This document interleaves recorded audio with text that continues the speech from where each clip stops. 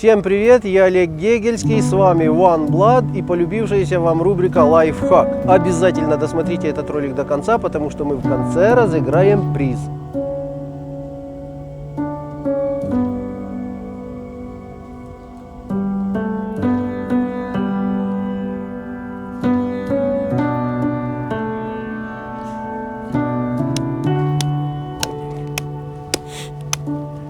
Наша сегодняшняя тема – это так называемый партизанский костер. Кто в теме, тот знает, что это, наверное, единственный костер, который можно развести на болоте или в воде.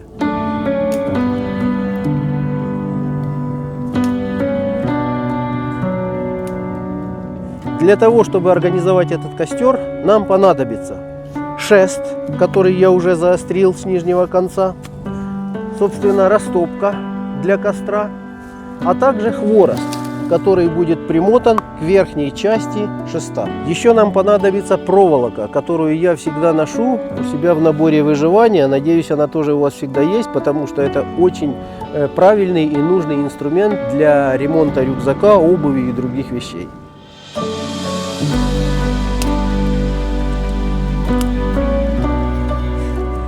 Палки должны быть примерно одинаковой длины.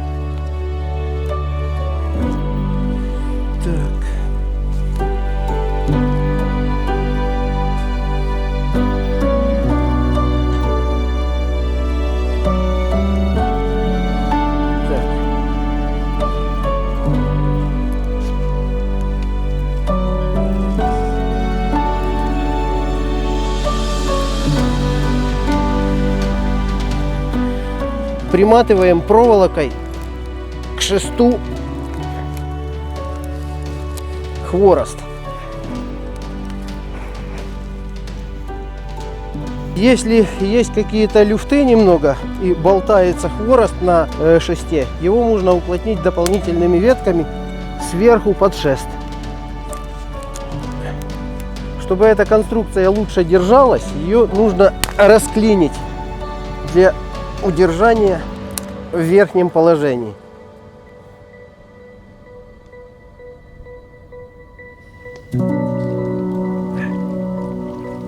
Теперь сюда нужно заложить растопку и поджечь.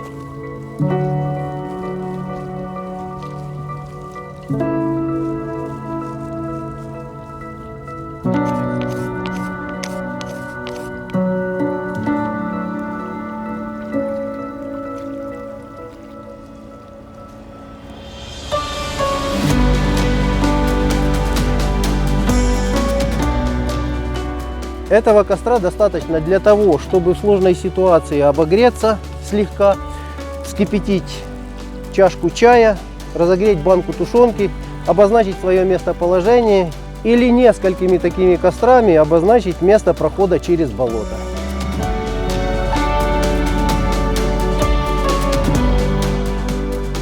А теперь, как я и обещал, мы разыгрываем приз.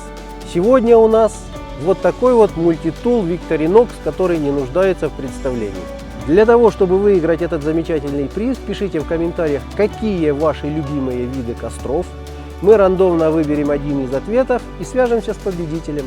Еще больше полезной информации можно найти в нашем телеграм-канале, ссылка находится под этим видео. Подписывайтесь, ставьте лайки.